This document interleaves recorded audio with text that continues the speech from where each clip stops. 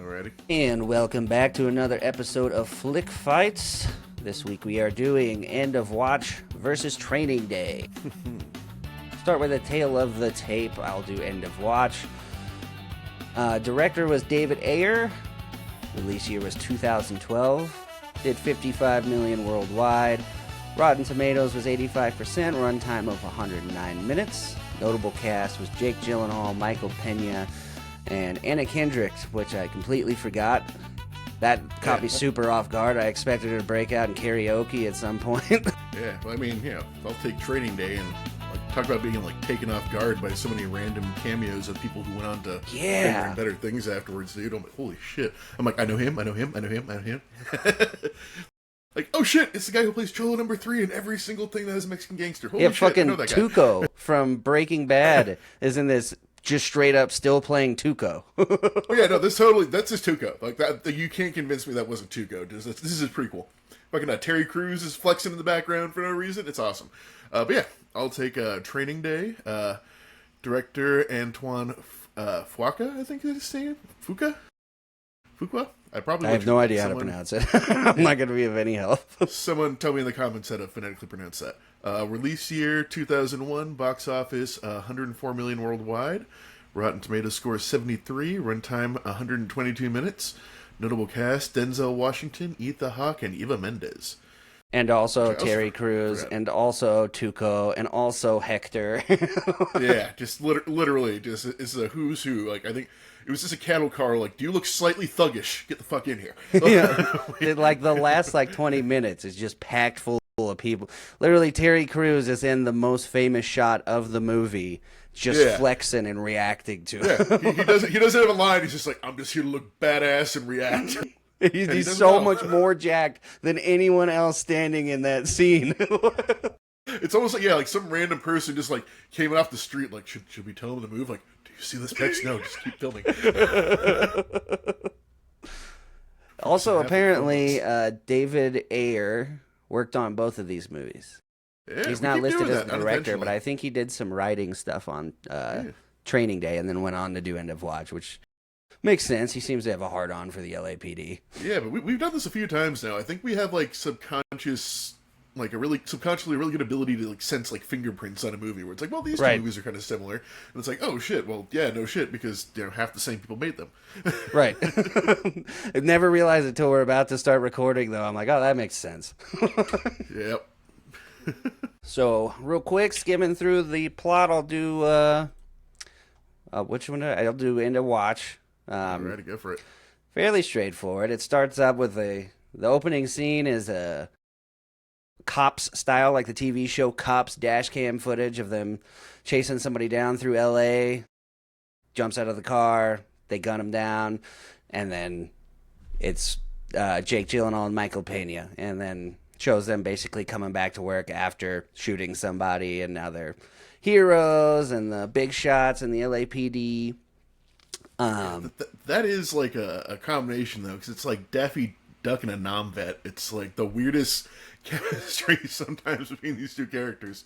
I love it. They casually throw in there that he was a Marine, and for a minute I was like, is there a secret connection to Jarhead here?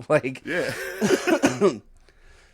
But they, super hot shots. Jake Gyllenhaal is filming with a hand camera for the whole movie for some kind of project, but yeah, I think it's a film class. He said was the initial conceit, but they never touch on that ever again.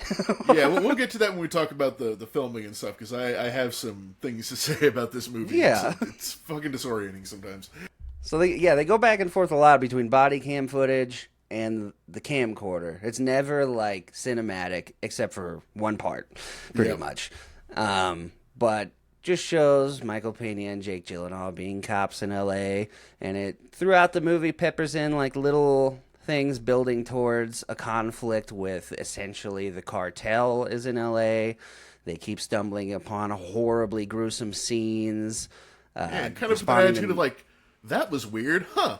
Yeah. Right, they seem more irritated than anything. Yeah, and everyone's like, dude, back the fuck off. They're like, well, and just keep fucking going on about their day. It's just like, Jesus Christ, dude. Dude, the part where they find the house with a bunch of severed heads, and they're just like, damn, man. Well, dude, that's the thing too. Like, I immediately that's a fucking setup, and like they've been told it's like you're probably in trouble because of this whole fucking thing. Like, I mean, we'll get to that point, but like, yeah, it's just like you think like the guy like Ice is telling you to lay low, which hey, that was topical. It's just like, oh, that patch is very familiar nowadays. Yeah.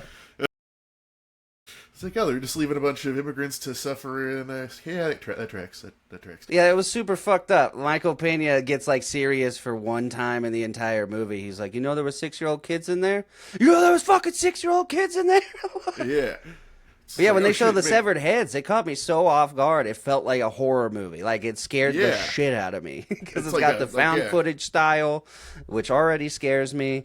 And then, yeah, they just kind of blow that off and keep doing their thing. But yeah, it progresses through their lives. Jake Gyllenhaal meets Anna Kendrick, and a couple times you see them in the car talking to each other about how he's fallen in love with her. And yeah, but basically, there's not a whole lot to go through in this movie as far as plot-wise. It builds Yeah, the cartel keeps coming around, and then Well, you say the cartel, but it's like the Four Stooges, essentially.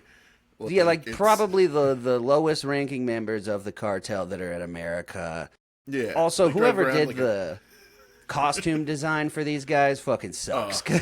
Yeah, no, it's like someone described a cholo to them, and they're like, okay, this it, like, yeah, perfect, and like he didn't look up from his fucking newspaper, like, Yeah, the chick is wearing a fedora. Like, yeah, I'm they're not all buying different. it. They're all different flavors of like cholo. Like they're not from the same gang. Like it's Right. not a multicultural Michael Jackson gang per se, but it's just like they're all from different parts of LA. They should not be the same group. Like there's like the psychopath. There's like the kind of trendy hipster dude. There's okay. That's the thing that also bugged the shit out of me in this movie is they're not consistent with like the video camera, but like it seems like there's multiple people filming this at all times. Like So that Like was a thing I was going to mention is that they just coincidentally, one of the guys in their gang, the like newest recruit, the youngest one, also is recording everything with a camera for some reason. Oh, beyond that, the black guys who get in the drive-by. There's like 2 fucking camera angles of that fucking drive-by. There's the guy that's Yeah. recording in the guy. It's like out here. I'm like, there's a camera. You don't remember back in 2005 when everyone walked around with a camcorder at all times? Yeah, no, yeah, and it's like these big fucking clunky things that they had back then. Yeah, even beyond that. Hold on a second. Where's my script at? Oh yeah, even like Jake Gyllenhaal. There's like a love scene. And I'm like, is Michael Pena like in the room with the camera? Because this is like a third person shot here. We've been establishing this is like a found footage thing. Like we got a third dude in the closet filming this. Like what the fuck? This is odd. I like when they do their first drive-by. And they keep telling, put the fucking camera down, stop it. And then Yeah. after they do the drive-by, it looks like they're about to make out. He like pulls his head in. He's like, you fucking did it. You're a fucking man now. And I'm Yeah. like, that means he's doing this while holding a camera out. Yeah. Oh, no, and there's a few times, and then like it cuts to another camera angle where the only way this camera angle works is just talking to these 2 people is if there's like a dude down here on the fucking back seat, like doing this the entire time. I'm just like, and I think I said there's not a consistency to it because then we'll just cut to just like random narrative shots outside of the car, and it's just like Right. if we did it like Outbreak or fucking like So what's it called, that- like Blair Witch or something, I'd respect it. It's like okay, Right. we got to piece together what happened here, but it's Or just like the part where their sergeant is at Gyllenhaal's wedding, and there's this extended focus on the sergeant where he's talking about his partner that died, and he's like, that bullet was for, and he's talking to a bunch of poor Marine kids that are just like, Jesus Christ, man. While he's crying with his drink, he's like, that bullet was for me. He was a better man. I'm like, who's filming this right now? Is it the wedding photographer? Was just like, yes. just living out his fucking film school dreams. Just no, I mean, I guess it was Jake Gyllenhaal supposedly. He's just like ignoring his wife. He's just like, this is a great shot for my fucking movie. He's like, I have to show everyone the sergeant having a complete emotional meltdown. Yeah. But yeah, no, it builds slowly and slowly to this conflict between the Curbside gang and these 2 cops specifically. And I'm not 100% sure why. I know there's Yeah, a it's part where they bust up their party briefly. I And guess there's like a the- stare down between Jake Gyllenhaal and Big Evil. And he's like, Yeah. why are you called Big Evil? He's like, my evil big. That was a lame Yeah. fucking line, dude. No, You they got were a really tattoo lame. because of There that? were some pretty lame gangsters, but I think like maybe that was the joke, that was the point. But like, I mean, there's like a throwaway line in it about like the cartel is going to kill us if we don't kill them or some shit like that. But I don't know why it's their fucking responsibility. Like, I guess like it's like the lowest on the totem pole. You said, and shit rolls downhill. Right. But I know that they're after the cops because like they fucked up their like human trafficking, fucking money drug situation by like pulling over the dude with the fucking Liberace's AK is what they call it. But they never really like connect the curbside gang to all these things they're finding. They're like, Yeah, I guess the cartel is in your backyard, so keep an eye out. They never really show those guys doing it. They're rolling around doing no reason drive-bys on the black dude down the street. Yeah, God, not to mention like the worst shots in history. It's like stormtrooper level. They all lived. Yeah. Well, And they're like, yeah, we fucking did it. You did what? Yeah, it's like one guy got shot in the leg, and then like, but it's like that was like fucking like what, like 125 rounds, like at an unaware cluster of people who didn't fire back.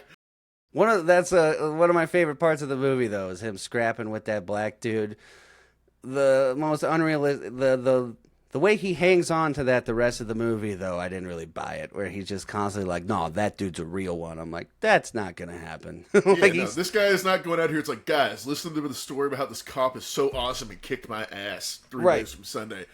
How he starts doing like an after school special speech to everybody. He's like, no, you guys got to listen. That's keeping it gangster. They would have been like, shut up. Yeah. You got the shit beat out of you.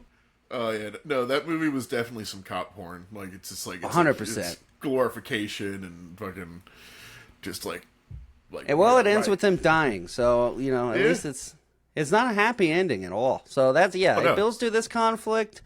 Jake Gyllenhaal and Michael Pena get called, or no, they set him up, make it like blow a red light in front of the cops so that they follow him, and then they run through this apartment complex where they have set up like tactical firing positions facing the apartment they went into. Like they somehow knew they were going to go into that apartment and lay down the most rounds ever.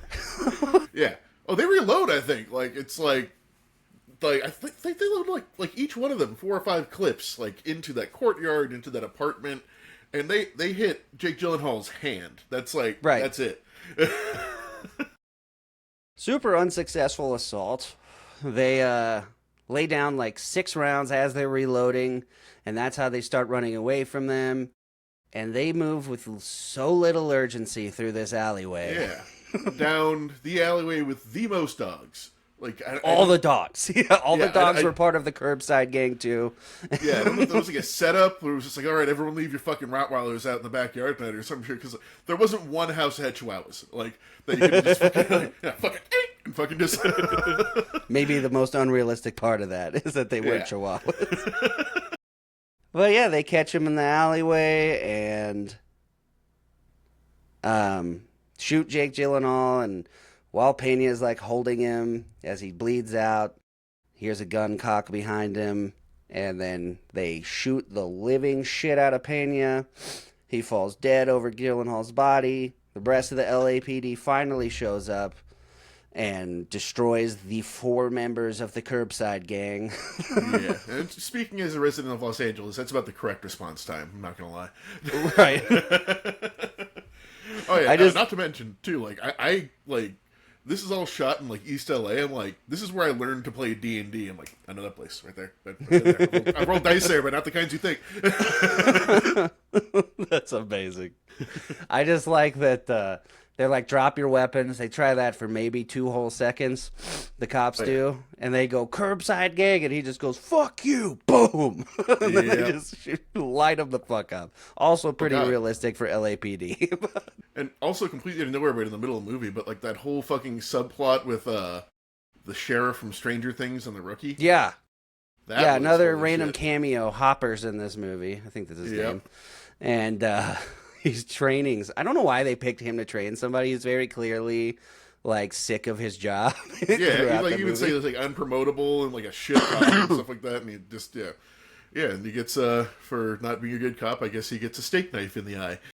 which I was like, oh, Jesus fucking Christ, I forgot. Yeah, there's about so that many part. parts of this movie. The found footage element of it makes things that would be not that like startling in a normal movie way more startling because Yeah. you're watching body cam footage and they walk up and he just turns his head all fucking out of it with a knife sticking out of his eye. You're just like, Jesus. And then they're trying to revive the rookie in the back alley where she's getting beat down by the big dude, and he's like, "Come on, Boot." He's like, "Man, don't call her Boot." He's like, "I don't know her fucking name." I don't know it either. Fuck. Pull through boot. Yeah, I like. There was a lot of good scenes with the back and forth between Pena and Gylenhall, like in the car and stuff. Yeah. Which I feel like And that, then there a lot was of that some that unscripted. just felt super poorly written, like it was just a nothing interaction. Well, it was just this weird thing where they're trying to go for this like buddy cop feel, but also like this like hardcore gritty nihilism, and just it didn't mesh at points because like I feel like one kind of lessened the impact of the other instead of like elevating it, which is something that they were trying to do. Yeah, Because even at the end, we're at a God, I cannot remember people's names to save my lives. Michael Pena's funeral because like he got fucking shot to shit, and fucking Jake Gyllenhaal only got shot once, so he pulls through and it was all fucked up. And like then it's like, okay, fade to black, and yeah, I can just hear some editor just going like, nah, man, we can't end the movie like that. One more funny scene, and then just fucking throw in one last joke scene, and it's just like you just undercut all the seriousness of that moment. I did. That was the most pointless scene, Eddie. They could have left it off there. It was a good, Yeah, you know, you could have left me going realistic like, damn, message. man. Fucking yeah, like all this like fucking love and friendship can just die in a second, and that's for life, and fade to black, and just like, and now we got one more funny joke that didn't fit anywhere in the movie. It's just It like, did. It could have been a lot more meaningful. Like they could have been like, I don't know. I It know. could have been like them showing the if- gang prepping or like how they fucked up or like something they didn't know and that's why they got caught slipping and got shot down. But it's just like earlier that day, and it's just yeah. And talking it's not about even some like, shit. like it's not even like because Pulp Fiction did that. This isn't earlier today. This character is dead now, and here's like a poignant scene afterwards. You can do it, but it had no connection to anything. The joke didn't like.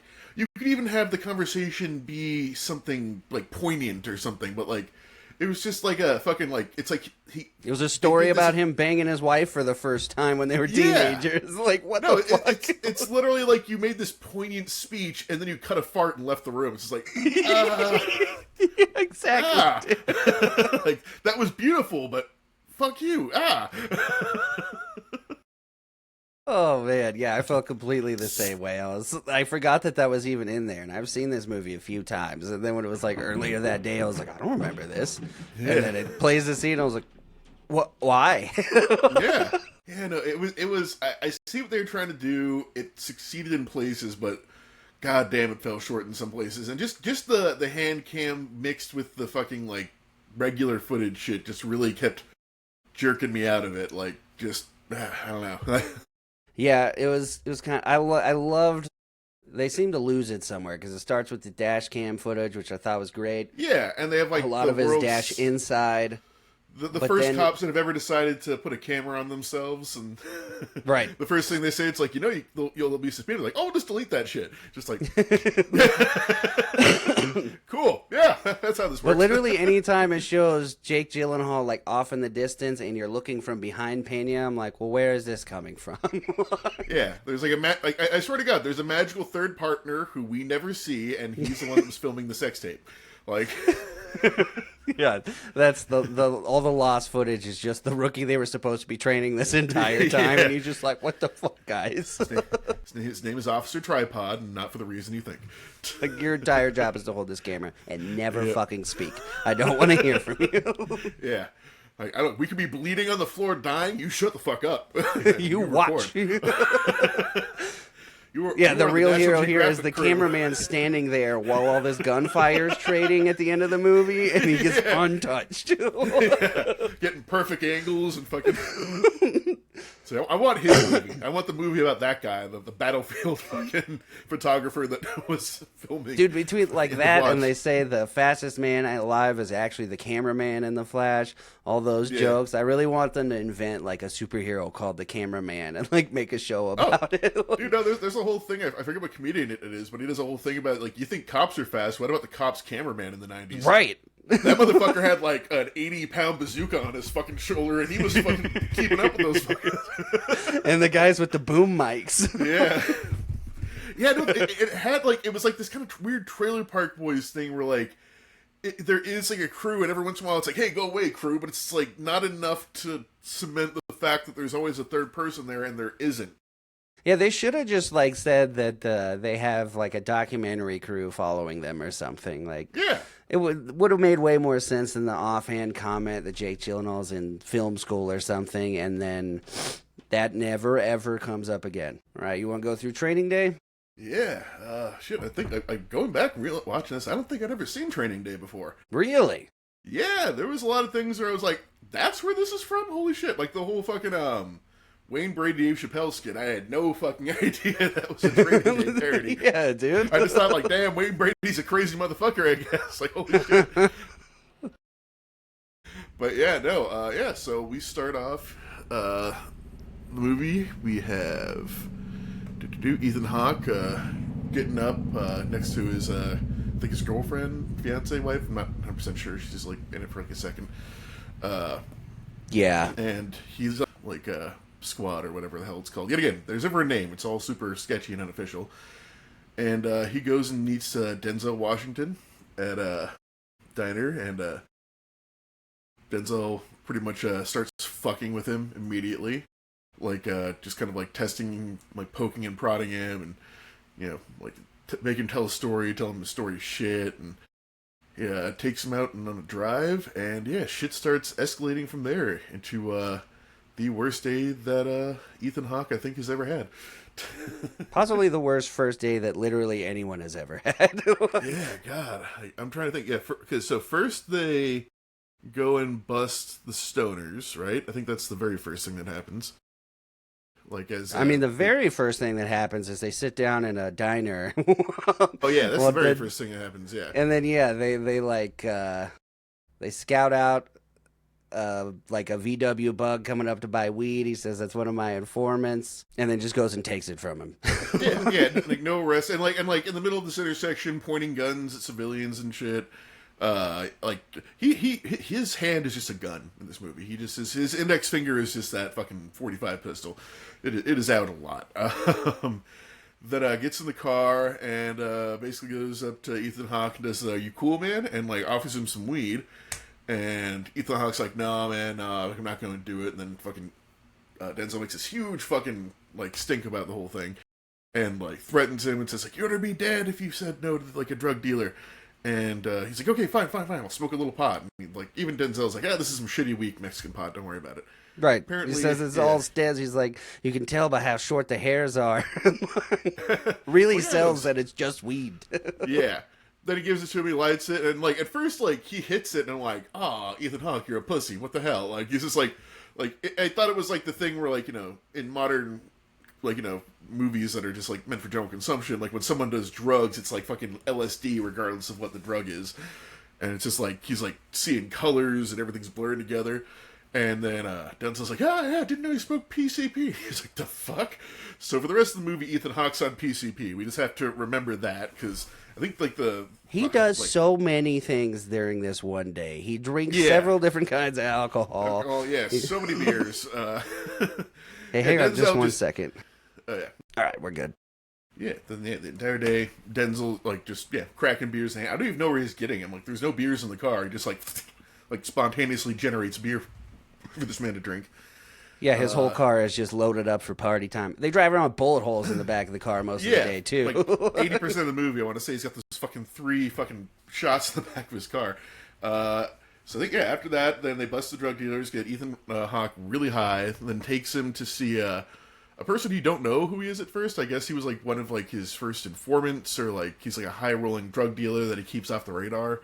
Oh, I thought he something was like like his first... I thought he was like his captain. I don't know if he was his captain. Maybe. Like, it was...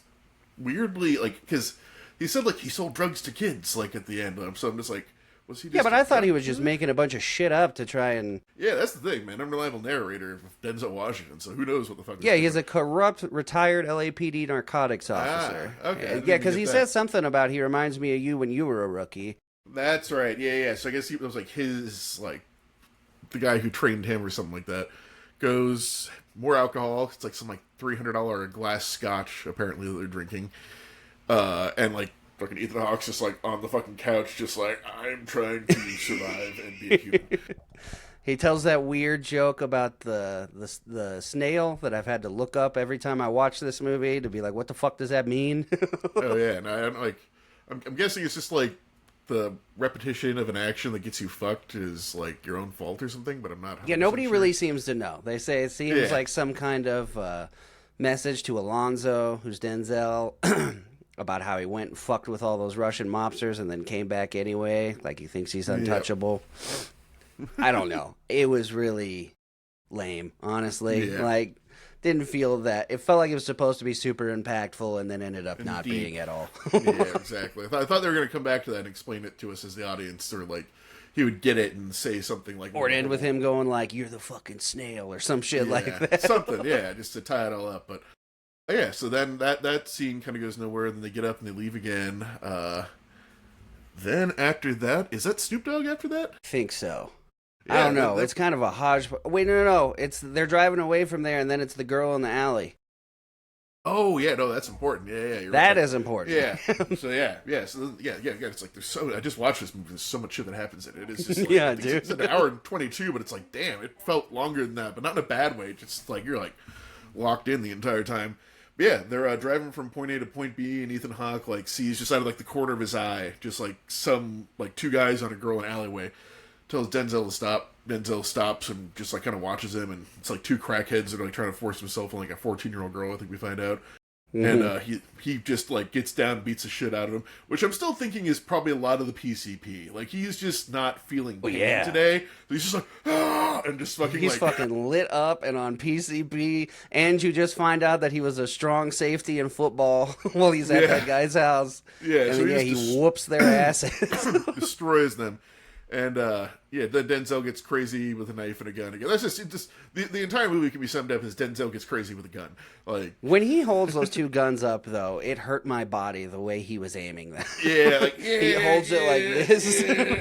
It's just like, oh, dude, just fucking trigger discipline, and you're gonna if it goes off and the guns, and it's gonna. And the way you're pointing, the recoil's gonna break your fucking wrist. Yeah, it's just like this man has never taken a single gun safety course in his life, and he's just like It was so lame. In the diner, He's the only person in the movie with twin guns, and he never looks cool using them. No, there's like, and he's like, I don't even think he ever hits anyone either with it, dude. Because I've heard like, in real life, like dual wielding two pistols is like basically fucking impossible because you're trying to focus on two things at And once. pointless. Yeah, exactly. It's like I don't know if you've ever seen like the double deagle. It's like the two guns welded together thing. No. Oh yeah. I'd say look that up. It's a real thing, but basically someone took like two 1911s. Yeah, insert image here later. Yeah, two 1911s and just like welded them together, and it's got two clips and one trigger, and it fires two bullets at once. Well, that's kind of cool. Yeah, so it's like the only time you can dual wield a gun, and it kind of makes half a bit of sense. But yeah, no. Yeah, Denzel was just like I said, his guns were conversation pieces. This is how he talked in the movie. And I couldn't figure out when he starts snapping off on these guys here if that was like a little bit of morality leaking out of him or what that was about. I don't even think it was. I think he just enjoys fucking with people, and he was just like, "Oh, here are some people I can fuck with that have no recourse because they're crackheads." That's probably more likely. Yeah, because he didn't acknowledge the girl once, like the entire time he was there. Like he was just watching fucking Ethan Hawke doing his thing in the background, smoking a fucking menthol cigarette. Other than when she mentions who her family is, and he's like, "Who'd you say your family was?" Like, interesting. Which then gives him the idea later to fuck over Ethan Hawke again. Which, and yeah, yet again, like it's just like he is like such a fucking sociopath in this movie because everything's like, well, I almost killed you, but that was a test. You passed, and he fucking pulls that shit so many goddamn times. Yeah, dude. And Ethan's like, I guess, but also yet again, still drunk and on PCP the entire fucking day. Right. Yeah, Really and then I manipulate. think it's Snoop Dogg after that. Yep. which was also another scene, kind of random, pointless scene.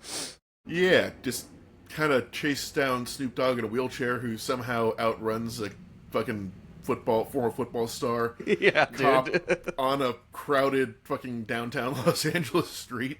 He even says, he's like, go get him, go fetch, dog. And he's like, Yeah. really? And then he gets fucking smoked. Almost gets away. Like, he had a fucking, like, escape route plan and everything, and, like, fucking breaks line of sight. Yeah, fucking, but he's like a crack dealer, he swallows some crack, and he's just basically a stepping stone to get money, which, like, you start finding out that, Denzel's whole thing today is he needs fucking money, because, like, I think, he's been, like, there's been, like, rumblings that he fucked up in Vegas somehow. Yeah. It's been vaguely mentioned up to this point. Yeah, so then he, asks Snoop who's he working for, he gets a name, goes and gets more information from the cops about who the alias is and where he lives. Goes to his house with a fake warrant that's just a fucking, like, Chinese menu, and robs the place. And that's where we get the iconic 3 bullet holes in the back of the fucking car where the rest of the goddamn movie is. The woman I like who that the robbed lady has the wherewithal to be like, wait a minute, let me see that. Let me see that warrant. He's like, shit, let's go. Yep. And he even hands it to her. It's like, yeah, here. Okay, we gotta leave. 10 seconds. And then the entire neighborhood is outside ready to just destroy them. Hey, everybody had a gun. Everybody had a gun. And they still only get 3 bullet holes on the car. Everybody has the worst aim in this movie. Yeah, this is like the Last Action Hero level of fucking, like, enemy accuracy, where it's just like, oh yeah, no, we gotta shoot around the guy because we hit him. That's bad. The movie ends. Like, no, unless, like, Denzel's car is, like, fucking reinforced or some shit, there's no way they drove away for half of these fucking things. No shit, dude. And it's so clean and so pristine at the beginning of the movie that I'm like, does he just take this to a body shop every fucking day? Yeah. I mean, I think even he says at one point, it's like, not every day is like this. This is a fucking bad day. Like, you picked a weird day to start, buddy. Yeah, so then I think after that, he goes to, he says, like, the 3 old men or 3 wise men or something like that. Yeah, 3 wise men, like, yeah. The head DA, like a judge, and like an old detective or something like that. And yeah, basically the head of the Crooked Cops Union. Yeah, exactly. Yeah, it's this whole movie is the cops are just another gang, and this is like the 3 gang leaders essentially. Which I like that aspect of this movie because they are. Yeah, yeah, exactly. They just have the right to be a gang. It's like when pirates got like letters of fucking marque from the British government, like, yeah, right, here's our permission to go fuck shit up, have fun. Yeah, he even says to him at a certain point, like, we're all just different gangs. He's like, we're just this one. Like, gives that speech to Ethan Hawke in the car, and he's like, the sooner you line up what you thought it was going to be to what it is in reality, the better off you're going to be. Yep. But yeah, he basically gets, I think at that point, permission to go fuck over the his old friend who trained him and shit. To like, yeah, they give him a warrant at the table, and yeah, basically just using him to cash in. Yeah, because basically it's just like he needs $1 million because we found out he killed a important Russian guy, right? And he needs to by midnight tonight or they're gonna kill him. And so his whole idea is, well, I know this guy's got a massive fucking nest egg somewhere hidden in his house, so we're just gonna make pretense that we know all this bad shit they did in the past to go just screw him over and then rob him. Right. And then, like, turn in some of the money to, like, make it seem like he's a bad guy and then take the other He half. had a lot of fucking money in those floorboards, dude. No, he said there's something like $4 million in there. I'm like, that ain't $4 million. Like, if each one of those bricks, if each 4 of those is $1 million, that's like fucking like $60 fucking million in that. Yeah, dude, they got like a pallet of cash in his floorboards. So yeah, but yeah, they go into his house and do the tactical breach and entry. And there's a whole conversation about, like, you know, that whole tense, like, yeah, we're still friends, right? Yeah, ha, ha. And shows up with the rest of Denzel's crooked cop crew. And the dude from The Mask that I forgot was in this movie. Like I said, so many people in this movie like, oh shit, that guy. And he's so politely bleeding out in the corner. Like, guys, ambulance, please. Ambulance out, please. I really thought he was going to die. Oh, yeah, me too, while that whole conversation was going on. But yeah, so they bust in, pin him down, and then Denzel tells Ethan Hawke to shoot him. And with the shotgun Ethan has, Ethan's like, I'm not going to shoot him. And it's like, ah, big joke. Denzel takes the shotgun and then fucking shoots the guy. And says like, okay, so here's the situation. Your fingerprints are on this gun. We're all going to say you shot him. And you have PCP in your system, so anything we say is going to go, and you're going to get fucked if you go against us. And he's like, oh, what? And he's like, take the money. Here, just like, you're in this. Take the money. We're done. And he thought, like, no. I mean, I guess, like, he kind of, like... Yeah, they really seem to have an expectation that he was going to go along with this based off nothing from the day.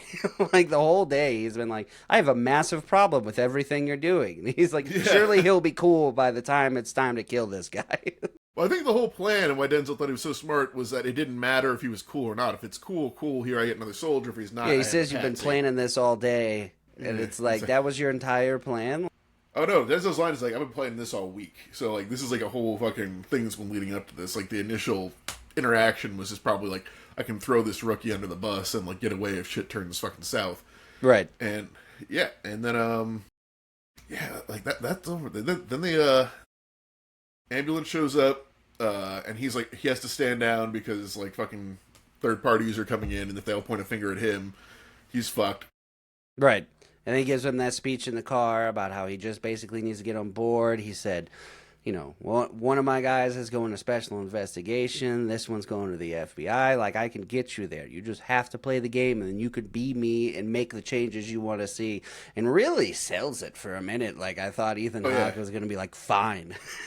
Oh, yeah, no, it's like, it's totally the Godfather speech. Like, I'm going to change it from the inside, but, like, being given to him, which we all know always works. You never get corrupted by the fucking machine. It's always the... There was parts, I gotta say, where I don't know if it was just me, but I really was just like, come on, dude, just get on board with this shit. Well, there's so much money going around. Yeah, but even in the beginning, where it's like, yeah, probably actually smoke some weed, because, like, you're going to be in a situation where you're going to have to smoke some weed, and if you cough like a little pussy who's never smoked weed before, you might get in trouble, and you need to know the effects. Like, that'll kind of like, okay, yeah, this makes sense to me. And then and everybody loves the cops that play, like, just outside the boundaries and do shit cops you're a really loose aren't cannon, supposed to McNeil. do. Right, exactly. Give me a badge for 2 weeks. Yeah, so we all love that, but it's just like... Definitely parts where I'm just like, God, Ethan Hawke needs to quit being such a giant fucking pussy. yeah, there's definitely a few parts, but then it's like, you get to a point where it's like, okay, maybe he's being reasonable. Right, yeah. Towards the end of this, shit gets really... They give that speech, and then... oh, by the way, you hear Denzel's phone conversation in the car, and, like, I thought it was just nothing until later, when he's, like... On the phone, when he's in the car, he's like, make sure that bathtub's clean for me, and stay off that device. So there's little things in here that pay off at the end of this movie that I thought was pretty cool. That phone conversation being one of them. Exactly, yeah. Then I think, like, after that, like, so after the whole, like, killing his fucking former boss thing, I think that's when they go to the gangster house, is, like, directly after that thing, right? Yeah. We're listening to music that I do not believe any East Los Cholo gang is going to be listening to. It's like some combination of nu metal and techno, and they're all just like angry dancing in the front yard while they stare down Ethan Hawke. That part was so fucking cheesy, bro. I was like, this is super lame. But he lies to him and says that he comes and helps out a dead informant's family and pulls all these boxes out of the trunk. Yeah, it's like, oh, it's a blender and a fucking CD player. And he's like, oh, okay, I guess he's not a total asshole. And then, just leads them up to a poker game to apparently be raped. Yeah, dude. They get into that real quick. Yeah. Fucking Tuco just goes 0 to 1,000 so fast. Like, you ever had your shit pushed in, homie? And he's like, you ever have your shit pushed in? I have. And everyone's else like, me too. And Ethan's like, oh, I'm in danger. Shit. And Denzel's fucking abandoned him there. And he, like, starts to fight back, and I guess that stops the rape idea? And then, okay, we're just going to go straight to killing? I don't know. Like, the most weird reaction, he flips the table, they knock him over, like, as he tries to run away. That's pretty much it. And then it cuts to a girl in the other room going, oh, you fucked him up. And I'm like, what? Yeah. Nothing has happened yet. Yeah, that woman knew someone to get focused on her for, like, that was so stupid. Yeah, random character. drag him to the bathroom, and they're like frisking him and like taking his money. And they find the wallet that he picked up earlier from when he saved the girl. It's the girl's wallet. And they're like, why the fuck do you have this wallet? And he's like, I saved the girl.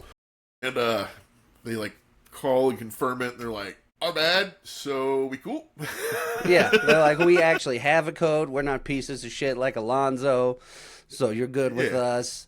Which seems to be a general sentiment the whole movie, that like actual cops hate him and the fucking... Oh, yeah. Thugs and criminals on the street fucking hate him. No, Alonzo, like, I think that's his big flaw, is he doesn't realize how much people fucking hate him. Like, yeah. He thinks he's the master of both universes, and everybody's just like, we're just waiting for a fucking minute, man. Yeah, they're bowing to me. They're releasing pigeons to fucking, like, let everyone know that I am coming and I'm here, and, like, never come here without me, you'll die. It's just like, yeah, he just thinks he's, like, such that he buys his own bullshit, is the problem. Like, he's the snake oil salesman who believes his own pitch now. That was where he fucks himself. I like how his costume changes throughout the movie, too. At the very beginning, he's, like, in seemingly like Muslim attire, like he's got the head wrap on and everything, and then that's just gone. Then he has the overcoat, and then he has the double guns. Yeah, then the jewelry and the bling starts coming out. He's like turning into a gangster werewolf as like the fucking night like goes on. Yeah, dude. Like so yeah, they let him go, and then I think he runs straight to Alonzo's house. Yeah, I don't even know if that's his house. It's like he's like his mistress's house or something like that. I don't know if he has a house. I feel like he just pops into whatever baby mama's house that day. Yeah, and just gets into a big old gunfight in the middle of the house. Alonzo puts his kid in danger a bunch of times, and like I like the gratuitous scene of Eva Mendes just butt ass naked. I mean, yeah, if you're gonna do it, like I was just like, yeah, that whole scene was like, wait, what's going on in that doorway? I would have been able to focus on shit when he's like, put the guns in the... What the fuck? Oh, no, he, like fucking Denzel fucked up. If you said Ethan Mendes walk out there naked, Ethan Hawke was like, it'd be like a flashbang grenade, and he just fucking got him. He tries to sell it one more time, too, like, so half-assed, where he's like, he's you like, passed the test. Yeah, good job! And then, like, instantly shotgun. And he's got that sweet shotgun on, like, a wheel under his bed. Yep. He jumps down there and turns it towards him. I'm like, what the fuck? It's the ultimate sociopath in this movie. Just like, fucking like, hey, buddy, like on a fucking dime. It's great. Then rooftop chase scene where like Ethan Hawke almost dies several fucking times. Yeah, he's athletic sometimes, and then just completely fucking sucks other times. Like, yeah. Well, there's even parts too where I was thinking like as like the character as Alonzo, like when Ethan Hawke's like climbing up that fucking drain pipe, if he just stood right there, right? Like I was fully expecting that. I was fully expecting like him to have to drop off the edge and just fall down. Or something. Yeah, and then they fight. Denzel beats the shit out of him, leaves him on a roof, doesn't kill him for some reason, even though like that's totally what he's done with way less provocation and way more people at this point. Yeah, he even says while he's shooting him in his own kitchen, he's like, I'm surgical with this motherfucker, Jay. He's like, remember that dude in the wheelchair? How you think he got there? And it's like, Jesus, dude. Yeah, so like he's obviously like not, but he's just like, my nemesis who has tried to kill me several times now and knows I'm evil and knows my whole master plan, is laying right there unconscious 5 feet from me on a rooftop. But the only thing I could use to reason that out is because he's racing the clock at this point, because they said he has till midnight to meet the Russians or they're gonna lay him the fuck out. Yeah, I mean, I guess if he has like a fucking like, I know like he did like a lot of shots went off, maybe he was out of ammo. At that point, I'm finding a rock or something. Like, I don't know. Or just even just pushing him off the roof. Like, yeah, it would have been just as fast, like you said, to lean over the edge, kill him, be like, okay, I gotta go. Exactly, yeah. Just leaves him there, and then he's pulling out. Then Ethan Hawke from the sky, from the high rope, fucking with the elbow into the fucking front window. Slam around, which, what I realize now, I think is Grove Street from San Andreas. I think they just fucking remade. 100%. Exactly what I was thinking, dude.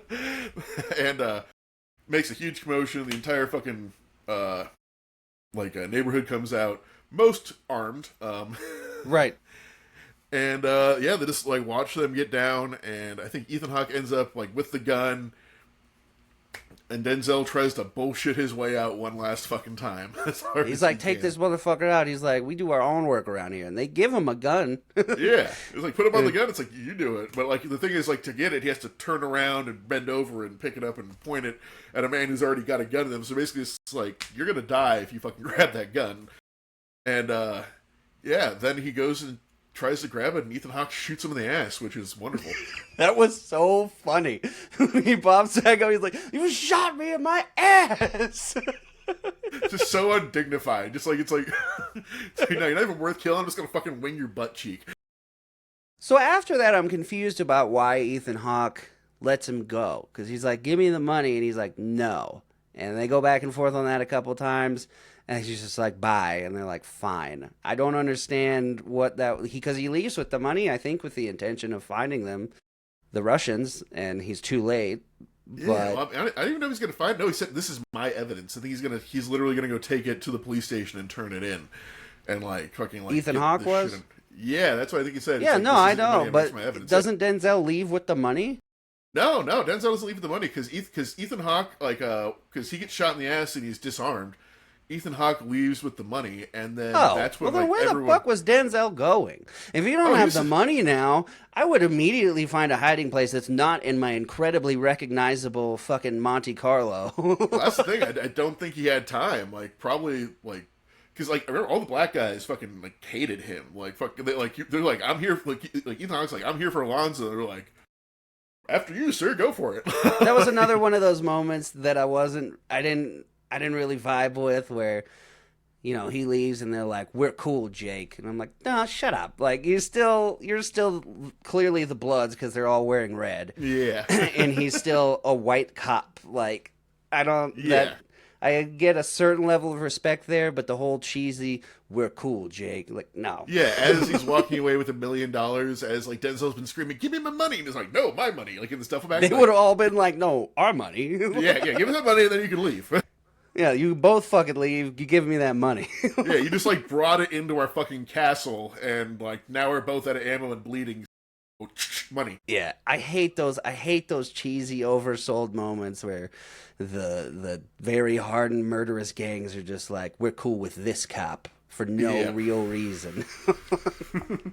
Other than he plays his role as a cop and doesn't try to pretend to be anything else. That's not especially back when this movie was made in L.A. They mentioned Rodney King in the movie. Yeah. Like, we don't do that no more. It's just like, you kind of are. Like, it's yeah, kind of worse. You totally are.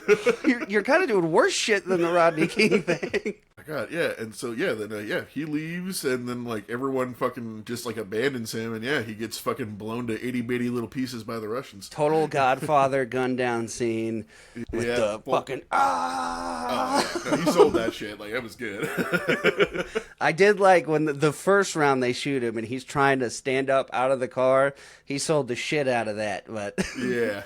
I hate the movie trope of the arms out fucking shaking as you get shot. That's not what happens at all. No, because that implies you're still alive, and after, like, the 50th round, like, inside of you, there's nothing left to feel, like, or react or flinch. And then they just kind of end it there, right? And then there's no... I feel like there should be a lot more follow-up on... what's going to happen when he turns into money. Yeah, Ethan Hawke just goes home, and then, like, over the radio is, like, the obituary that Denzel... which was another cool callback. Yeah. Yeah. When he says they're going to hear survived by his wife and infant son, and then it does it to Denzel. Yep. Which was super cool. A lot of cool callbacks, a lot of cool minor details that matter in this movie, and then a lot of random minor details that are pointless as fuck.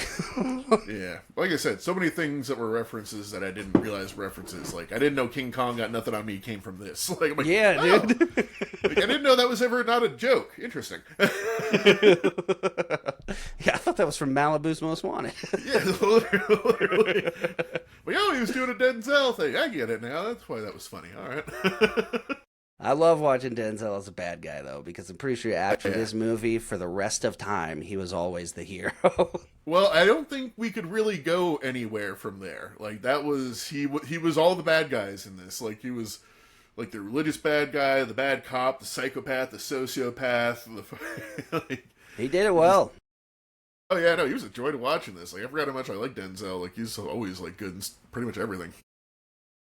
Yeah, and like I said, I love all the random cameos in this. That's one thing Yeah, I love about early 2000s, 90s movies is that you don't really see that happen much anymore, where a background actor in a movie blows the fuck up. Like, yeah. it doesn't Or happen a super lot. is it just something that we see in retrospect though? Like, Yeah, I guess maybe 10 years from now we'll see a couple of them, but it feels like it happened a lot more then. I mean, just when we did American Pie, a bunch of background people in that, like, yeah, what's his name from Harold and Kumar. yeah. I don't know what the thing is. I guess maybe it's just like a financial thing now, or it's just like if you have any notoriety and they want you to do a cameo, it's just like going to be so expensive that it's going to screw up the movie's budget. Right. All right, well, let's get into it. Yep. We're going to get into round one. There's my bell. Round one, opening shot. Which film hooks you faster in the first 5 minutes? And for me, that's got to be End of Watch. The cop style dash cam footage of them chasing a guy through the neighborhoods of LA and then getting out, shooting him down. Yeah, because like I said, I hadn't seen Trading Day before this. So, like at the beginning, I'm like, where is this going? This kind of weird Pulp Fiction-y, like very character-driven scene. I mean, it's not really representative of the rest of the movie very much. No. Is what I And the feel. first 5 minutes of this movie, I mean, if we're getting technical with it, nothing really happens at all in the first 5 minutes.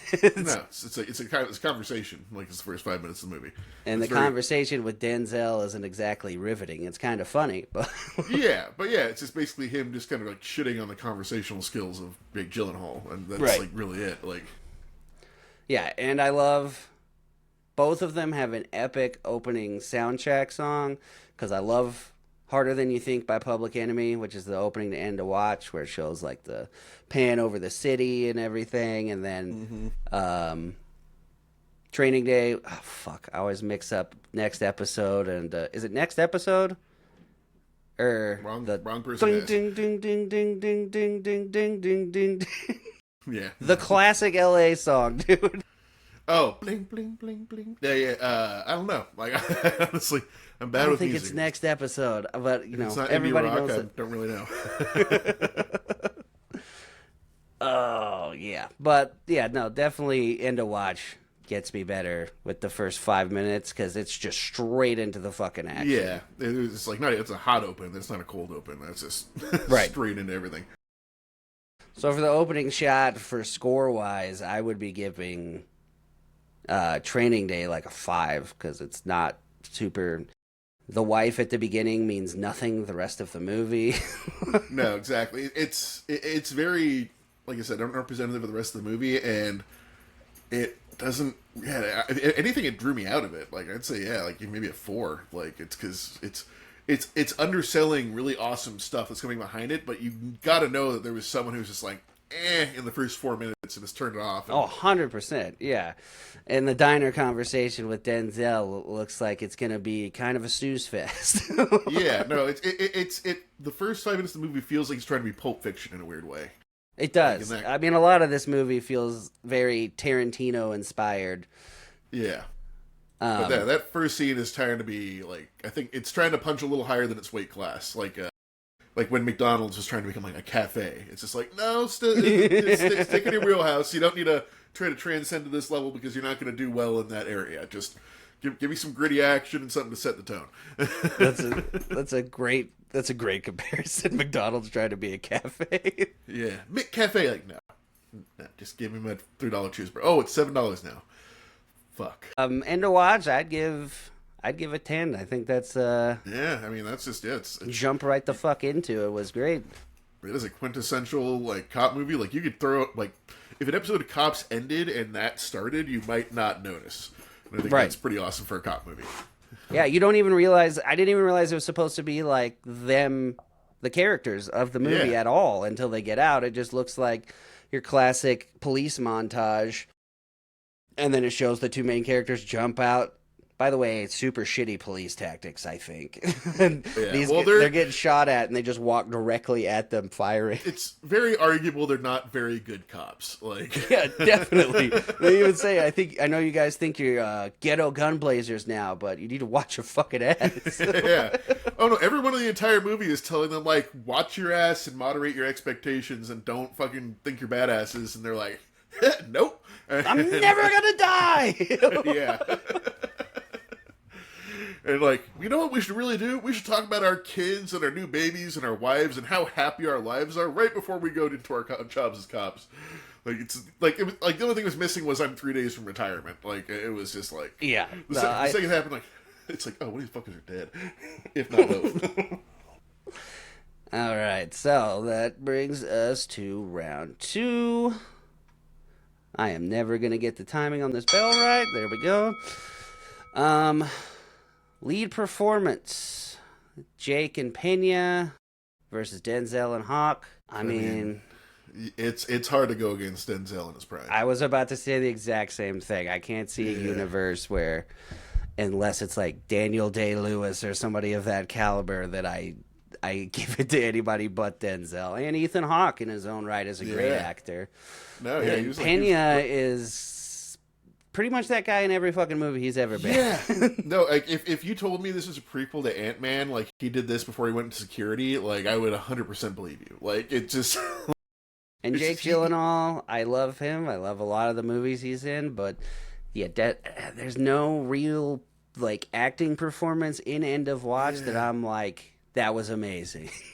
No, yeah, because I mean, both the characters are a little just flat. Like Jose Pineda is just like, he has a couple of like moments, but like it really, the whole thing is just like kind of giggling and laughing and joking through the whole thing, which like I guess can like give his death some weight at the end of it, where it just, but like it just doesn't like stick the landing on that. And there's some parts where they kind of force intensity that just stood out to be weird to me.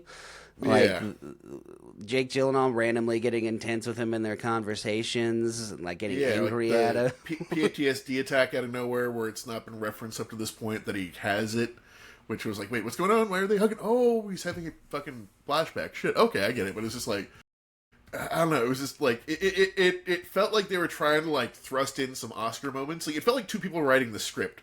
One person wanted a buddy cop comedy, and the other one wanted like a gritty noir kind of a film. Right. And like it just, like I said, they just didn't. The mesh wasn't there. Like, and like I get, there's parts where like it makes sense that they would get more intense because it's like real shit's happening now. But they went a little past the mark, like when they go into the fire and save those kids. And I was going to say, I laughed out loud at that. Like, where's my third daughter? It's like, bitch, you didn't say there was 3 kids in there. As information you give before people run into a house. Just said, my babies. Like, okay, we got babies. 3 babies. God damn it. I was expecting, but like when he's sitting on the... Yeah. But when he's sitting on the fire truck and the firemen are like checking on him, checking his vitals and everything, and he walks up and he's like, get the fuck away from him! Get the fuck away from him! Yeah, like, what are you doing? I think he was having a fucking a flashback, a PTSD flashback. That's what I think was going on, at least. Okay. But it was very unclear. He's like, I can't see. I'm freaking out. And I think he knew him well enough that he recognized. But that's the thing. It wasn't established beforehand. He's just like, I was in the Marines, and there's like 1 or 2 conversations about that. Yeah. But there was never any indication that he's like having issues or anything. Right, yeah, they like half-ass establish some things that they never come back to, and then they come to things that they never established to begin with. Yeah. Or like when they find the kids, which broke my fucking heart, when they find the kids tied up in the closet. Oh, yeah. And Jake Gyllenhaal runs out, just jumps. The whole time he's in there, and Pena's going, partner! I'm like, shut the fuck up. Just let him do his thing, man. Yep. So yeah, they kind of try to balance the comedy out between the buddy cop thing, but they try to balance it too hard sometimes, I think. Yeah, and it's just a needle swinging back and forth. It feels like here's a funny scene, here's a sad, serious scene, here's a funny scene, here's a sad scene, and it's like literally the end of the movie. Or the part where he tells him he's a scene. piece of shit. Yeah. Like, what the fuck was that about? I didn't get that shit at all. Like, they're at his wedding, They're sharing a drink together as partners, and he is like, "You know, you're a piece of shit, right?" And he's like, "Yeah." I'm like, what is happening right now? Why are you shitting on him right now? Yeah, and like I said, it's like, and then before that is like the whole like he's trying to hook him up with like a family member, and his girlfriend slash fiance is having a good time. So it's just like, yeah, the tone is fucking like like fucking back and forth the entire time, and it never really, it just never meshes. And it's like I said, the performances are good, but it's just like it's such a fucking rubber band Right. performance. Like, I'm funny and happy, and I want to die. Trading Day was consistent as hell. Like Denzel plays an unpredictable sociopath so well.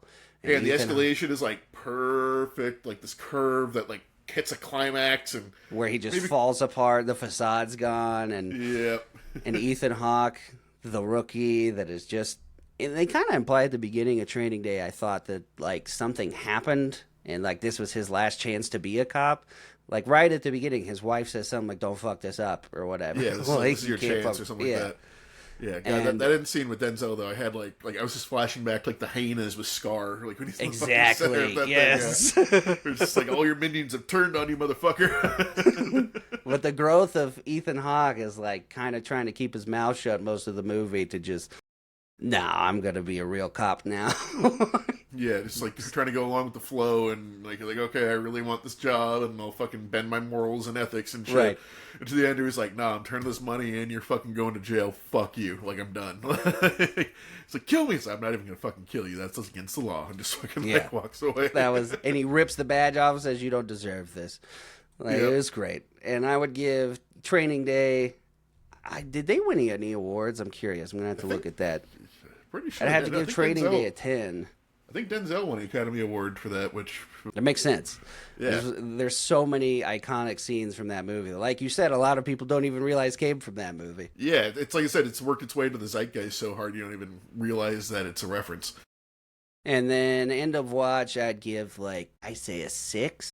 Yeah, it's like I said, there are some sparkling moments in there that I really, really liked, but as a whole, the whole thing is so uncohesive as a movie. It feels like a lot of filler put into the movie where it's just zone out on watching cool cop shit, and then here's a little bit of the plot, and then here's just a bunch of random cop shit, here's a little bit of the plot. The conceit of the movie, I guess it's supposed to feel like a cops episode. And that's kind of what a cops episode is. It's just these kind of chunks of crazy shit that happen, and with a bit of narration between. I guess the narration's replaced with plot in this, but yeah, it's kind of chaotic, and you could take scenes and completely rearrange them, and it wouldn't affect the plot of the movie, exactly. Which is always an issue. You could put the fucking fight scene and the fucking fire scene and switch them, and nothing happens. Right.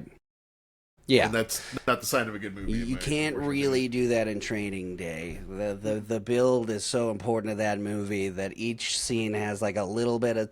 There's a couple things that, like I said, are completely unnecessary for the movie, but it gives enough of a slow build to what a giant piece of shit Denzel is, and yeah, and that's the great thing too is because even as an audience member, you go back and forth on it a few times, watching Denzel. It's maybe he's got a point. It's right. I have that happen. It's one of those movies, like Scarface. You're definitely not supposed to root for the bad guy, but yeah. there's parts of this movie where I'm like, just be a dirty cop with Denzel. Come on. Yeah, it'll be fine. Just go with the flow, and everything will be fine. And he just needs that little bit of help, and he'll get over the hill, and he'll take care of you and your family. All right, that brings us to round 3. Partner chemistry. Which duo feels more authentic, compelling, or intense? Intense definitely goes to Training Day. Oh, yeah. As far as which feels like actual partners, that go to End of Watch, I guess. Yeah, definitely. Yeah. Well, I think a lot of End of Watch, too, is they just put those two actors in a car and just had them drive around for a few hours and, riff. And then, definitely seems like they just mined them riffing together and improvising for any in-between scene throughout the movie. Yeah, if anything that was traveling from point A to point B, that was just them fucking around in a car. But I definitely felt real chemistry to a certain extent between both pairs. Yeah.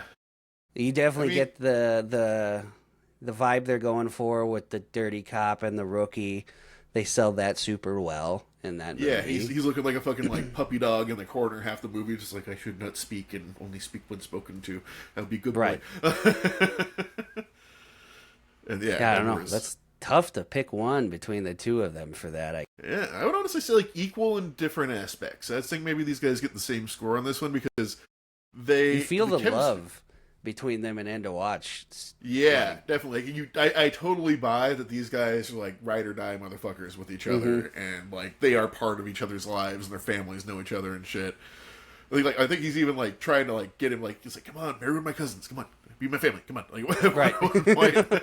Which I've hung around Mexicans, it's totally the thing to do. It's like you're really cool, just marry her, you'll be part of our family then. He's like, just marry someone that you can tolerate and they can cook. Yeah, yeah. It's like wants kids. They don't annoy you, and they can cook. That's it. Like you're looking for like your soulmate. Just find those three things. Yeah, their banter sometimes is fucking hilarious. I would give them both 9. I think feels right because because the movies live and die on that performance pretty much. Like that's like the interaction between these two characters is like the whole thing. Right, and they both pull it off well for different reasons. Yeah, very different reasons. but favorite part of both movies would be those interactions. Right. Round 4. Script and dialogue. Street smart wisdom or brutal monologues. I'm not sure which one they're referring to, which each one of those. Yeah, but yeah, no, I gotta say, like, the script goes to Training Day on this one. Because, like I said... Absolutely. It doesn't feel like there was much of a script for a lot of End of Watch. Yeah, like, certain key scenes and stuff like that, but so much of it feels just, like, improv, off-the-cuff kind of a... And some of it didn't go good, in my mind. Like, a lot of the scenes that you could tell were improv, like... over laughing at jokes that aren't that funny. And yeah, it's kind of the Judd Apatow effect where it's just like, okay, I can tell that this has been edited together from like a 30-minute bit and they cut it down to like the 3 or 4 best minutes of it. And, right. Like it's like I'm watching a little stand-up routine that this actor knows how to do kind of a thing. Yeah, the part where they're just doing like racial impressions of each other wasn't that funny, but the way they're laughing, it was like the funniest joke ever fucking told. I'm like, come on, man. Like, to be fair, I laughed some dumb shit with my friends, but yeah, it's just, it just felt inauthentic sometimes. Where it's just like, we're being funny, like. Yeah, and it really felt like they thought they did something. Like, you see a lot of movies, a lot of TV shows where they're like, I heard you guys ad-libbed that scene. They're like, yeah, and they're like, holy shit. It felt like they were trying to get that moment, but nobody was going to be like, you did? Yeah, like, yeah, no, we know. Yeah, totally obvious. You should have tried harder to actually write something, actually. Maybe at least like a framework, like a skeleton of the conversation. You all were just fucking bouncing off the walls. Yeah, I have to give the script from Training Day a 10 because it's amazing writing, crafted, and End of Watch. Script wise, there's just not really a single moment from that movie where I can be like, what amazing writing. Yeah. Like you said, there's some good acting bits in it, but the writing was definitely... Yeah, definitely didn't feel like anybody was leaning on something written at any point in that movie, so I'd give End of Watch a 5. Yeah, no, I'd give probably like a 9 to Training Day, because there's some points where I'm like, okay, Denzel, I'm listening. Yeah, 100%. And that's just Denzel, but also whoever wrote that movie did a great job, because there's so many actually written scenes in that movie where he's giving speeches and stuff that are just iconic. Yeah, where it's just him talking, but I'm fucking locked in. I'm like, oh, I see it. I didn't look at it that way. Interesting. All right, that takes us to round 5, which is action and tension. Which movie keeps your heart rate higher? Yeah, yet again, I think this goes to Training Day, because like the whole End of Watch thing, the escalation is kind of like, oh shit, things are going on at the end, but like. Yeah, the fucking battle scene between them two was, I would say, got my heart rate pretty high, just because it really sells how fucking terrifying it is when they're ducking for cover in that room as a hail of gunfire comes down. Yeah, it's just getting like shredded. Yeah, but yeah, like I said, there's not a lot of that in the movie though. There's like, I guess there's like the beginning, and then there's the drive-by, and then I think that's really it action-wise until we get to like the very final set piece. The rest is just kind of jokes and banter and the wedding video, which looks like a really shitty wedding video, which was kind of funny. Yeah, like I said, there's a couple parts that like startled me a little bit when they find like the severed heads and shit like that. But they completely undersell it when those things happen. Like, wow, that was weird. Yeah. Never seen a house full of heads before. Instead of just like actual, like, what the fuck was that? Yeah, I think Jake Gyllenhaal like pukes at the end of that scene, but that's about it. Well, and that's the whole thing with that scene too. Is like I think it was like supposed to be an intentional message from the cartels to them, but I think that completely went over their heads. Well, and he even has him read like what's written in blood on the wall to him, and then they're just like, huh. Anyway, it says ha ha ha ha. Like, bitch, it says other things. Like what the hell did it say? Because it's like, oh yeah, like this is like a welfare call and my grandma, and it's like grandma has never lived in this house. Like it is a dilapidated they clearly made that call house. for them to find those heads and that message, and it's just like, I wonder who that's for. Yeah. But no, the tension in Training Day, like they have all these moments where it's like, Ethan Hawke, Jake, has to make a decision right fucking now. What are you going to do right this fucking second? I'm either going to set you up to prison for life or you're going to fucking do what I say. Like that happens so many times throughout the movie. Yeah, the tension is key in that movie. And it'll take you out of these scenes where the tension was high into like now they're just cruising and drinking a beer. They're joking a couple times. They're like, okay, all right, maybe things are going to be relatively normal from here on out. And then the next scene, it's like, kill this motherfucker. And then like five of the guys like, yeah, no, this is how we do. Oh yeah, the other crooked cops are just like, yeah, this is what's up, man. And they immediately are like, I don't trust this motherfucker at all. And then they're like, 100% you can right. trust him. Yeah. No, like they're like, yeah, he's like obviously not cool with this, and he's not taking the money. He's freaking out. He's saying he's gonna kill you. He's like, nah, he's cool. We got this. Like as soon as he walks in, they're like, how come he's not dressed like a low key mafia member? Yeah. Why is he dressed normal? He has no bling on. Frumpy corduroy jacket, like all browns, I think, in that scene. Yeah, all the other guys in that room, too. Like, even the dude from the mask has his little earring and everything. Yeah. None of them are dressed remotely like cops, except Ethan Hawke. So, yeah, tension. I think I'm going to go with the 9 or 10 again for Training Day. Yeah, let's like a 6 or a 7 for. I'd give 7 to End of Watch because it does. It does escalate, but it's just like I said. Those like, they feel disconnected from each other. Like it goes like whereas Training Day is just like oh fuck, and it just like smoothly transitions to the whole thing. All right, that takes us to round 6. Direction and style, docu-style versus cinematic grit. I mean, like, I didn't like the style per se, but if we're talking consistency to a style, I guess End of Watch, like, it definitely was trying to do something specific. I don't know how successful it was, but it's definitely like top 5 most memorable things about the movie, which isn't a great thing, is the cinematic style to the movie. Training Day's cinematic style is just every other cop or action movie from any era, pretty much. Exactly, yeah. It's kind of like, super dark black, sweeping shots, close-ups of guns going off, and glass exploding. It's very action movie. Yeah, there's you got the couple slow-mo spinny cam moments that you see in like Bad Boys and shit like that. I'm not necessarily saying it makes it better by any means, but End of Watch definitely has more of a style. As far as direction, like director style, Training Day is more consistent and better. Yeah. Like, I kind of put it this way. It's like, I feel like End of Watch's style is like, kind of like one of those weird esoteric art pieces you see at like an artist colony where it's like, wow, that looks like it's going to fall apart at any second, but it's interesting to look at. Whereas like Training Day is like a really, really well built coffee table.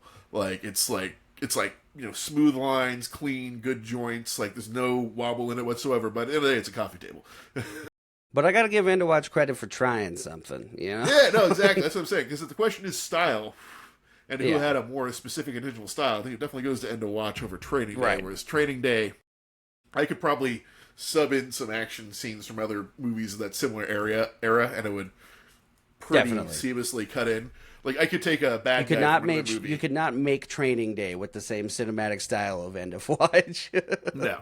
That'd be weird as shit. It's a low angle of Denzel's fucking like nostrils. He's just fucking like breathing really hard. Jake Gyllenhaal's holding the camera down here. Every time it cuts to Jake's fucking body cam, he's just drunk as fuck, passing out. Yeah, I'd give End of Watch, I'll say an 8 for the style, because it's not like a Yeah. completely original style. No. In this format, it's original, but there's lots of found footage movies. I'll give Yeah. Training Day a 7 just because It's clean. It's not doing right. It's not pushing anything, but it is done well. So we'll give that round to End of Watch. Moving on to round 7. It is Moral Complexity. Which film digs deeper into justice's gray areas? I mean, I don't know if End of Watch like gets past the first layer of dirt on moral complexity. Not at all. Yeah. No, it's just like we're cops, and being cops is awesome, and we're good guys, and those are bad guys, and we fight the bad guys because we're the good guys. It's like kind of the moral complexity of I End mean, of Watch. other than them just, ignoring every warning they get from everyone that's been on the force a million times longer than them. Yeah. Hey, by the way, do you think that their captain was an actual cop? Because he was not a good actor.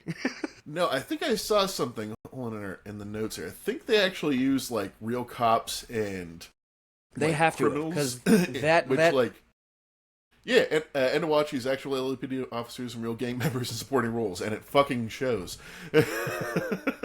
Okay, I didn't know they use real gang members. Okay, Apparently, I don't know how you vet that. that captain of theirs, the few times he's in the movie though, he has to be real cop because he couldn't act for shit. No, like he seemed terrified. Like the entire time, he's like, "Hi, I am your boss." He like Put comes that up to camera them away. when they get that golden AK and they're logging evidence, and he comes up, he's like, "Oh, that's a hell of a gun." And just turns and looks at him for a second. And I'm like, Yeah, was he not supposed to talk just then or something? Like, it was really weird, man. He stood out in every scene he was in because he was just too smiley and not acting. Like, yeah. He's like, "Gonna eat my soul, sir?" Calm down. Yeah, no, he was like almost staring into the camera level of bad acting.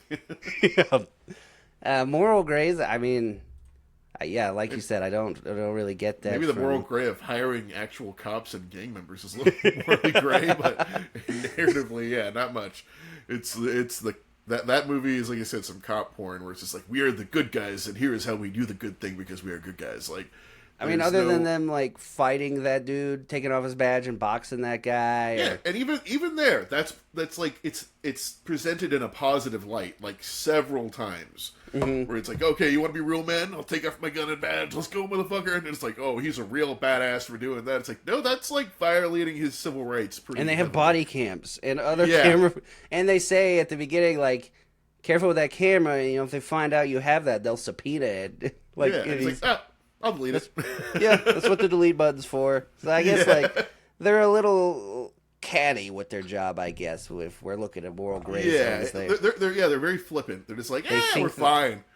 They think they're superheroes. They think they are the cops from the movies. Yeah, and they think that right up until they take several AK bullets to the chest. Like, oh, not a superhero. I will say I like how you could tell in that scene that one of them had been to war and one hadn't.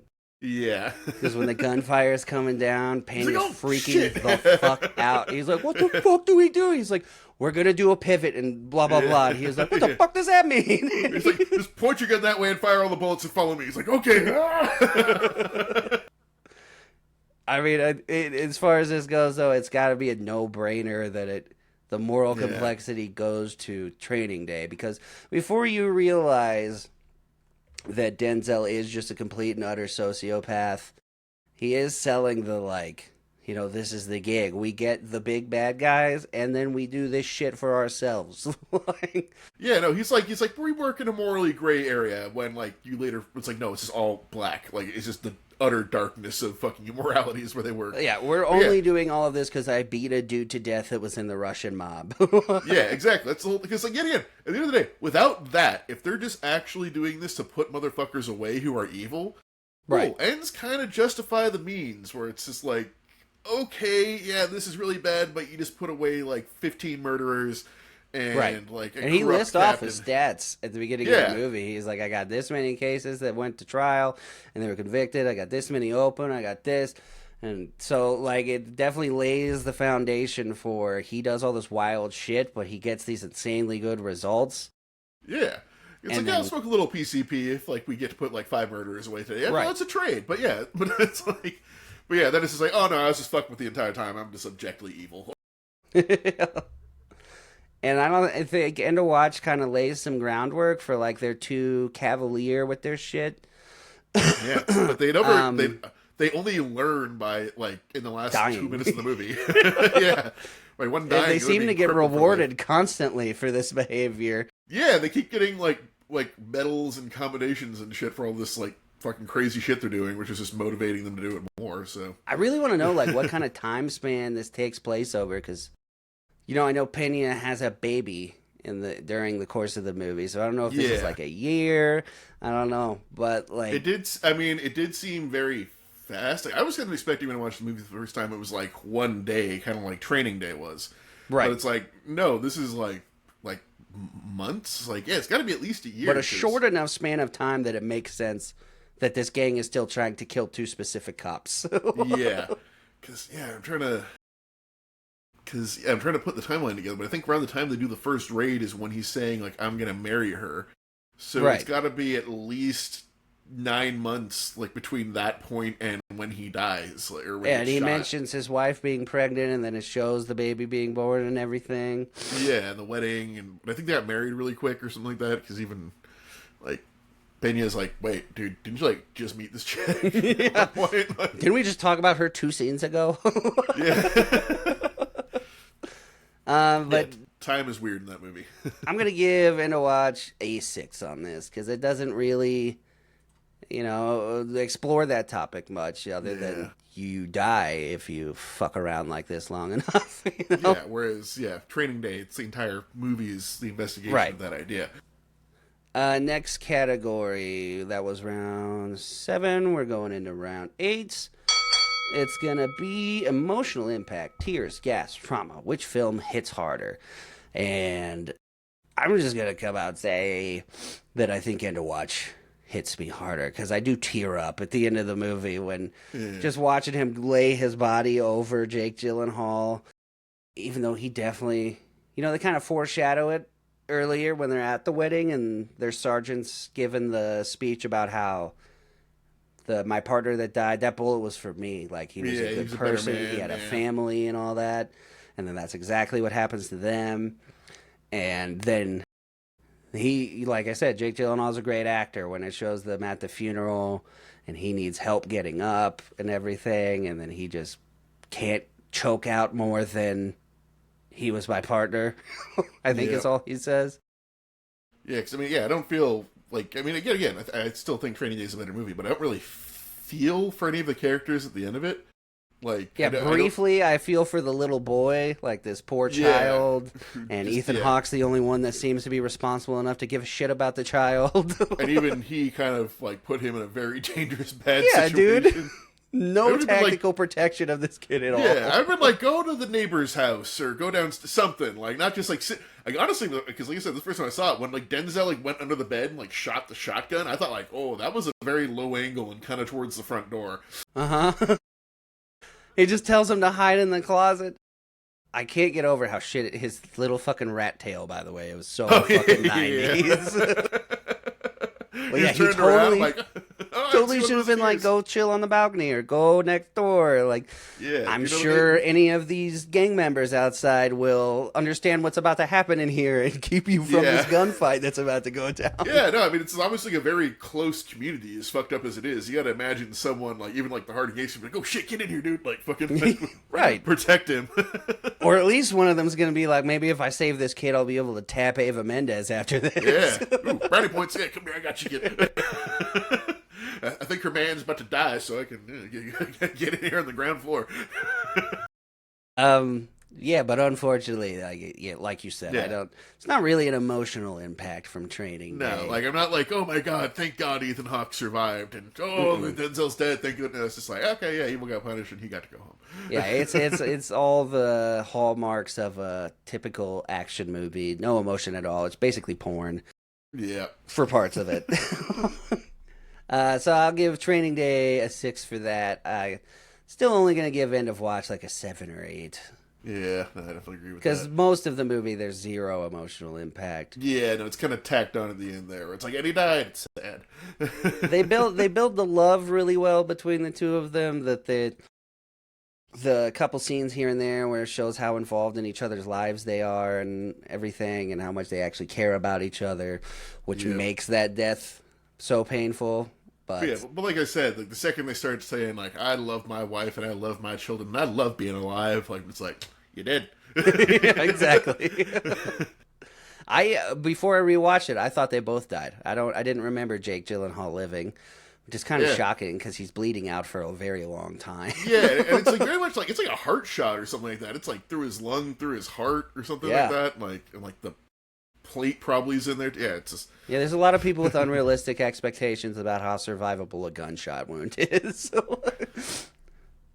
You know, I always hear people talk shit about 22s, but like, no one ever got shot by 22s. Like, oh, thank God it was just a 22. Like, fucking, no, it's bullet hits you and it rips you up inside. You're like, oh, that's it. I'm done. Going into shock. All right, that's gonna take us into round 9. Supporting cast. Who shines in the background? I mean, you have to give that to Training Day. Yeah, Training Day, like, I need to go back again and just, like, watch the background. There is so many people that I recognize. Like, they should have casted Terry Crews's pecs separately from Terry Crews. Yeah. Now, each peck gets a fucking credit.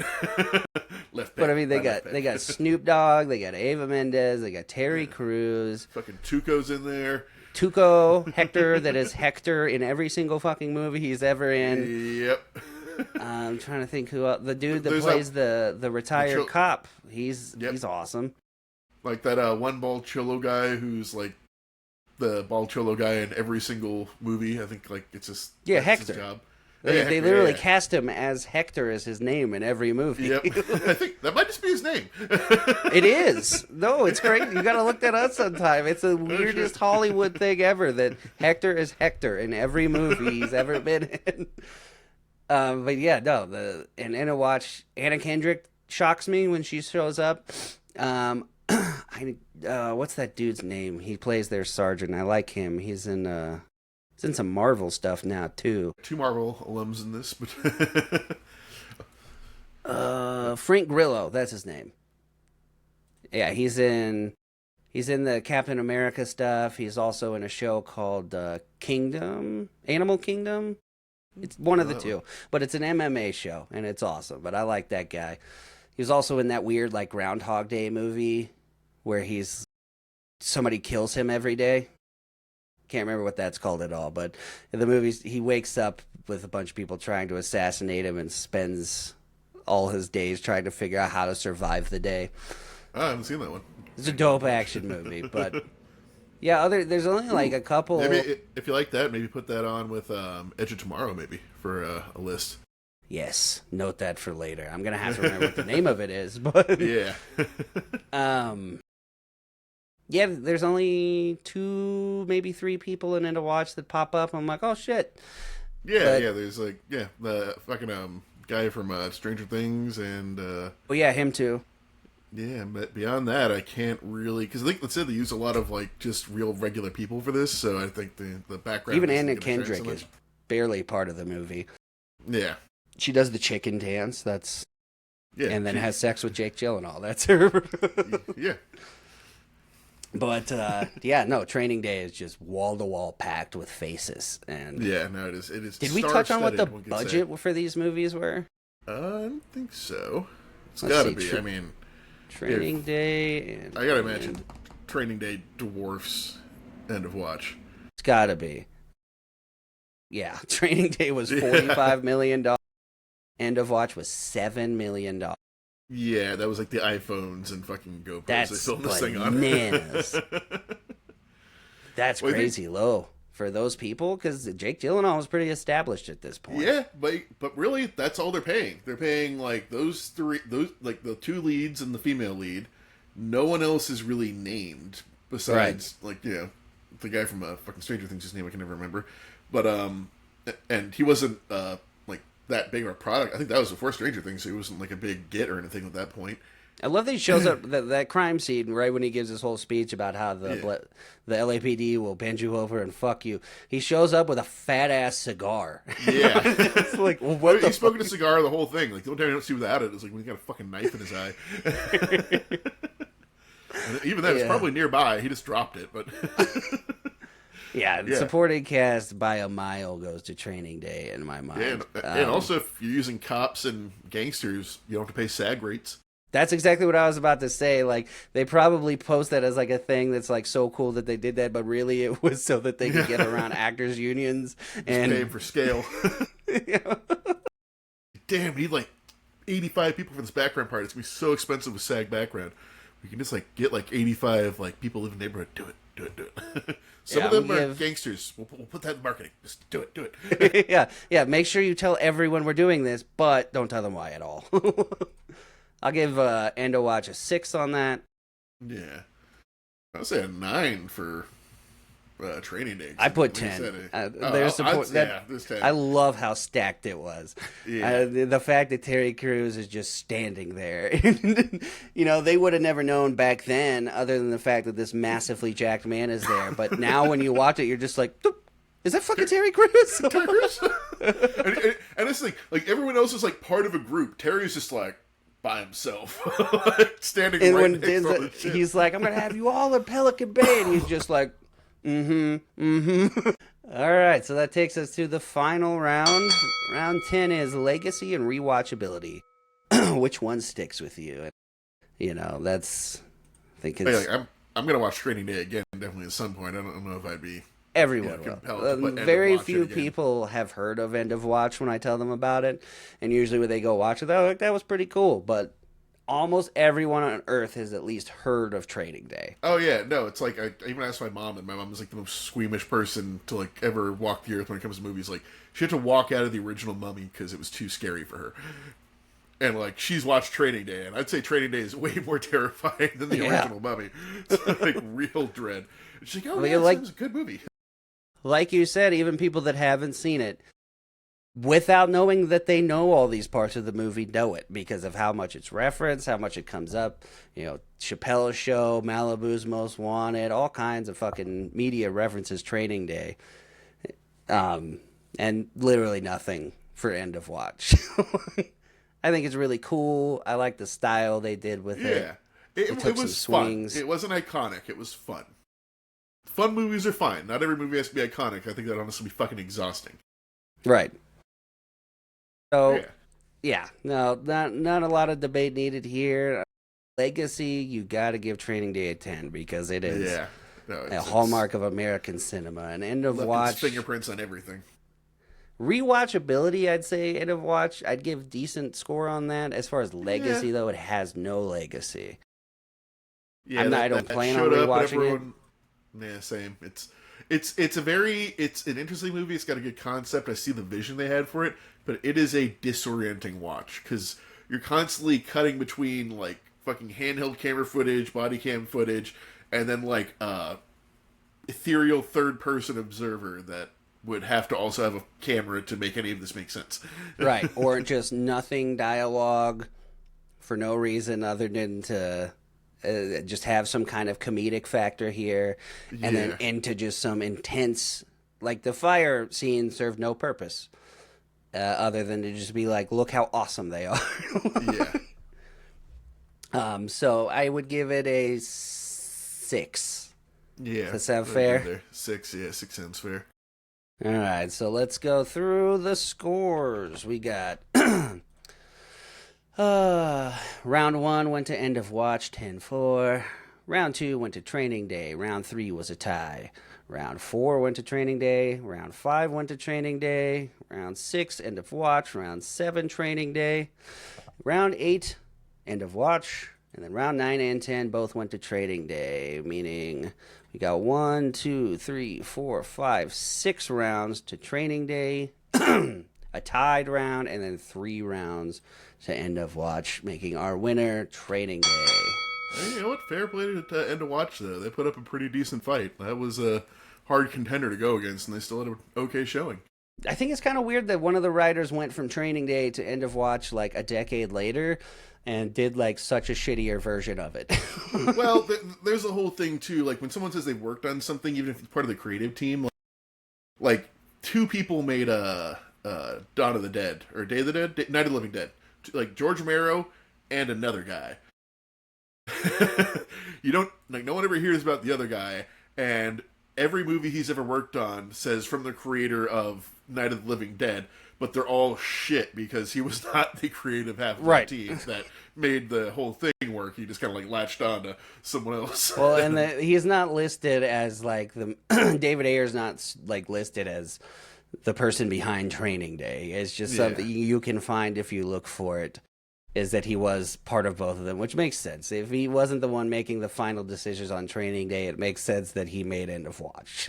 Yeah.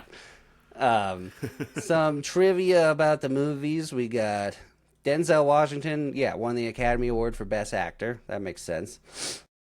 Training Day was written by David Ayer, who went on to direct End of Watch. So looks like the director and probably executive producer made Training Day what it was. Yeah. I wonder how much David Ayer actually wrote for End of Watch, because like we said, there's so much fucking improv seemingly in the movie that I wonder if he just wrote a basic storyline and then they took it and ran with it. That's kind of what it feels like, because I can't see a lot of those scenes being scripted. No, and especially if he wrote Training Day, because a lot of the writing in Training Day is what made it great. Yeah, I think that's maybe where it fell apart, because a lot of times, like, writers will try to become directors and producers and stuff. It doesn't always work, because it's different skill sets.